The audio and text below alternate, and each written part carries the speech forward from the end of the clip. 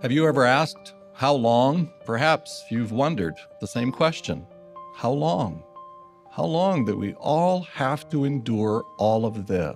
King David asked the question, how long? 4 times in quick succession. How long? How long? How long? How long? David was a human. Habakkuk was another human, and he asked the same.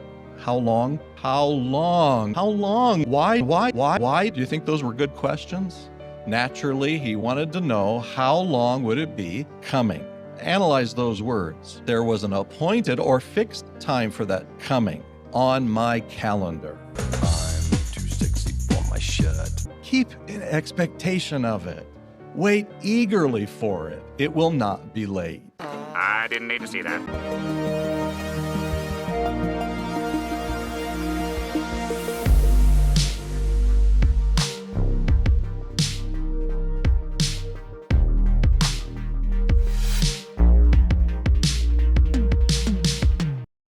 Do you ever watch some of my intros and just think, what the heck is wrong with this guy?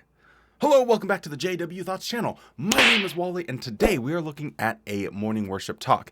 In this morning worship talk, we find him using very sort of irritating, strange language when describing people from the Bible that had to be patient and wait for, in expectation of the day of Jehovah's arrival. So obviously he's going to apply that to current Jehovah's Witnesses today. Don't forget to drop a like on this video and subscribe to the channel, and let's do this. Habakkuk was another human, just like us, who was plagued with questions, and he asked the same. How long? How Jehovah responded to Habakkuk can strengthen our resolve to wait just a little while longer on Jehovah, to wait patiently. Please open your Bible with me to Habakkuk chapter 1, and let's read verses 2 and 3. So I basically cut out the first 4 minutes of the talk because that whole first 4 minutes could be summarized in that intro. I didn't repeat him saying how long a single time. He kept going over and over and over again, all to set the stage for talking about Habakkuk. Habakkuk, he was a prophet. He was asking this same question. Hey, look, you might be asking this question. So now we're into the meat of the talk. And notice the succession of 6 emotion-filled questions. Habakkuk chapter 1, verses 2 and 3. How long, O Jehovah, must I cry for help, but you do not hear? How long must I ask for help from violence, but you do not intervene? Why do you make me witness wrongdoing? And why do you tolerate oppression? Why are destruction and violence before me? And why do quarreling and conflict abound? So the thing he's talking about here is the problem of evil, but why it's particularly problematic for Jehovah's Witnesses is because they also believe in an interventionist God. They believe that Jehovah is making a summer a little less cool in order so they can print more Bibles. They think that Jehovah is helping them manipulate governments to give them permits for their building projects. And so he doesn't actually take the time to be like, well, what about when it is a really hot summer and you're trying to print Bibles? What about all the times that... Anyway, so basically he's just, selecting the good things and ignoring the bad. But to the point of what this is trying to convey to Jehovah's Witnesses is, hey, here's a guy from the Bible. He also thought like you. Now let's look and see how God handled that, and that's going to comfort you. But I'm going to argue that it's not really all that comforting. Like us, Habakkuk was living in a very difficult time. Violence, oppression, injustice was rampant. But how Jehovah responded to his faithful prophets' questions really can strengthen our confidence in Jehovah. First, that Jehovah assured Habakkuk that divine judgment was coming. Jehovah had not changed his stated purpose. And then Jehovah added that there was an appointed or fixed time for that judgment.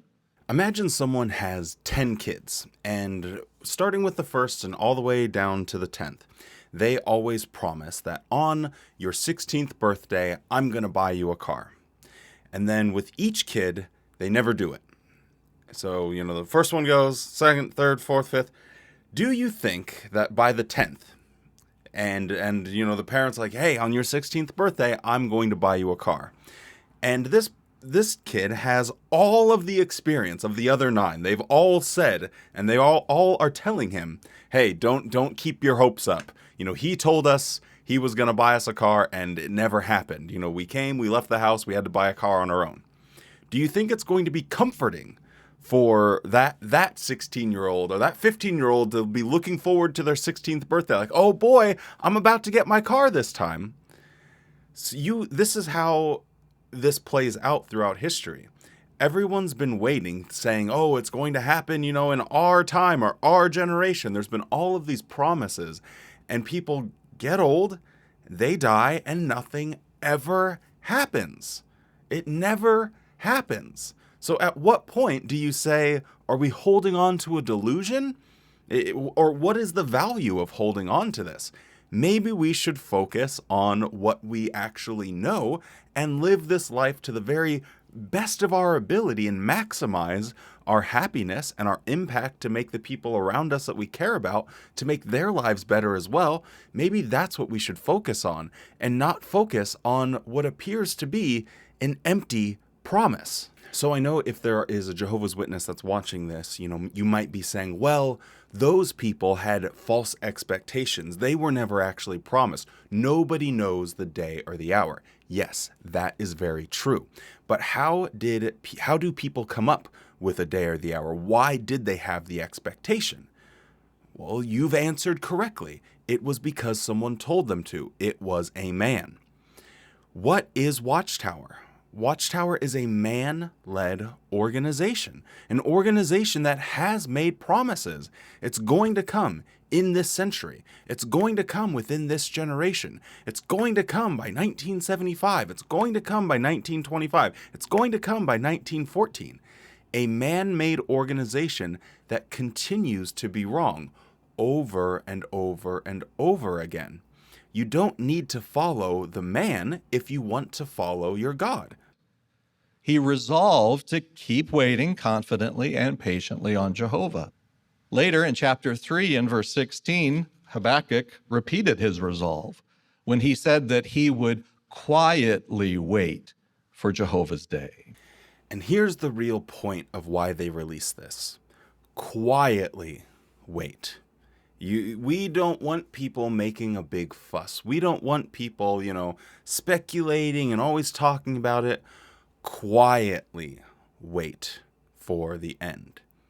And it's funny because I cut this part of it out, but in this account he is saying that Jehovah praised Habakkuk for asking questions, and his resolve was to quietly wait, to stop asking questions because it was annoying. And I think this is indicative of what's going on in Watchtower right now. You have them saying we're in the last part of the last part of the last part of the last days, and yet they're building a movie studio that's going to take years to complete. And no doubt people are writing in or calling in and saying, what the heck is going on? We're eager, waiting for the end to come. It's right around the corner, and you guys are planning for your future. Well, you know what? Maybe I should be smart too and start planning for my future. And I don't think that they want to get these questions. I don't think they like getting these phone calls and letters. So he's really emphasizing there with his words, quietly wait. So be like Habakkuk and quietly wait, shut up, and listen to the governing body. The end is going to come right on time. Is on Jehovah's calendar. It's been there for a long time. It will come on time, at the right time, at a time that Jehovah knows to be the best time. And isn't that what we would expect of our best friend, Jehovah God, the God of love, the great timekeeper, the King of eternity? Meditating on the fact that the day and hour is established helps us renew our resolve to keep waiting patiently on Jehovah. So this is where I disagree, and I sort of illustrate it like this. I used to run a lot, and when I would run, in my local neighborhood and stuff, it was no big deal because I always sort of had those little checkpoints in my mind. I knew how far I was, I knew how long it would take, so it was easier for me. So if I set out to run for 10 miles, I kind of had all the little checkpoints in my mind. I'm like, okay, just another 2 miles, just another 1 mile, and it was fine. But an interesting thing would happen whenever I'd go on vacation and I would go for a run and I didn't have any checkpoints in mind. I would just crumble. It would be crushing not knowing how far did I actually go? How far is it going to be to actually get back to my hotel? And it was immensely frustrating because, like, physically I knew I could do it, but the mental side of it just messed me up. And I would like give up, I'd stop, I'd get my phone out and I'd like GPS it and be like, oh, I haven't even gone that far. I only went for like 4 or 5 miles. It was the weirdest mental thing that I ever experienced when I used to jog all the time. So I think having an established day, having something to look forward to is actually really powerful. It's like, it's tangible. You're like, okay, I just need to make it this far. I just need to do that. Now, obviously there's going to be the whole faith question and, oh, well, people are just not going to live the right way and sneak in. But that sort of dissolves in my mind because God is watching people anyway. So he'll already know if people are doing it for the right reason or just, trying to sneak in at the last second. So that argument doesn't really work for me because I don't think God would be like, well, they did sneak in at the last second, so what are you going to do? I think he'd more look at it as, okay, well, who was faithful throughout their entire life and who kept that prize, that tangible prize. So I think actually giving them a date would be something that would, benefit them, help whoever's looking forward to relax a little bit and say, okay, here's the goal. Now I got to get there. Again, we notice that Jehovah didn't criticize him for asking, how long, twice, and why 4 times. Now, I don't know when everything is going to actually be released, but it'll either already have been said or it will be said in a future video. But there's a new Watchtower that just came out where they are talking about not speculating on when the end is going to be and how dangerous it could be and how it's bad for our spirituality. Well, here he's just saying, well, Jehovah didn't criticize when his prophet was asking how long and why. And yet they are criticizing Jehovah's Witnesses for bringing this up. It really, really shows you that this is just a man-made organization. 20 years later, Jehovah's words were fulfilled. Jerusalem was destroyed in 607 BCE.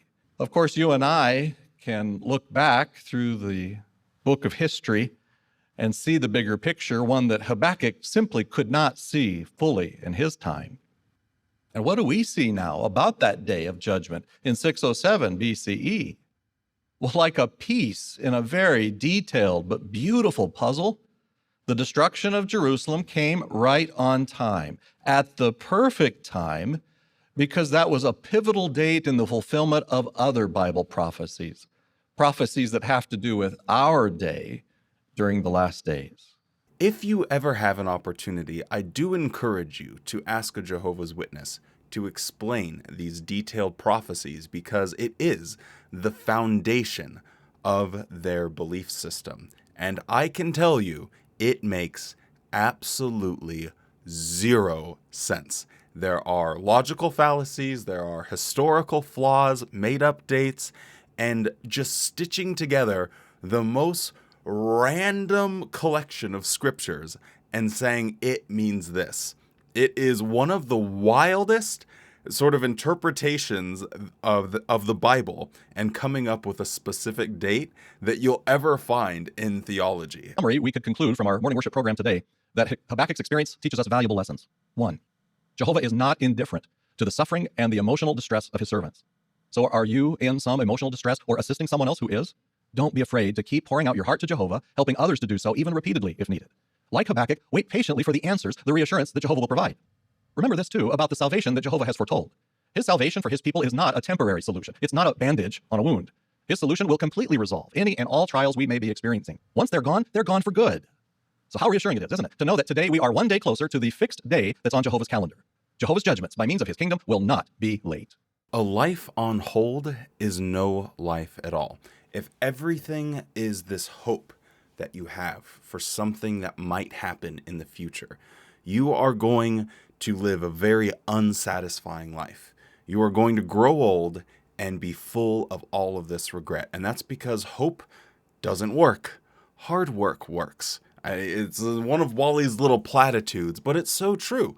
Sitting around and hoping for something to happen is just not a good idea. When if you have the strength and the power, you can make things happen on your own.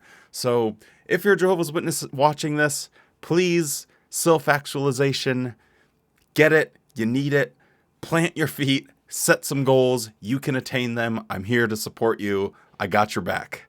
And if you're an ex-Jehovah's Witness watching this, remember, this is how we were taught to think. And don't think like this anymore. We can take control. Anyway, thank you so much for joining me for another episode or another part of the series of the 10 Days of JWT Christmas. Don't forget to drop a like on this video if you're still around and subscribe to the channel. And depending on when this comes out, I will see you tomorrow. I really should have ordered these. Like, this is going to be chaos.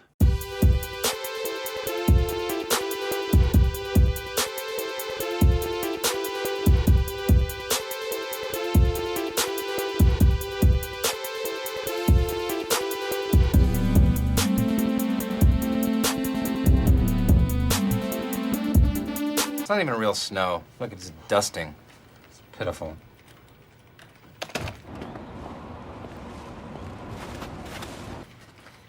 Hey, Dwight.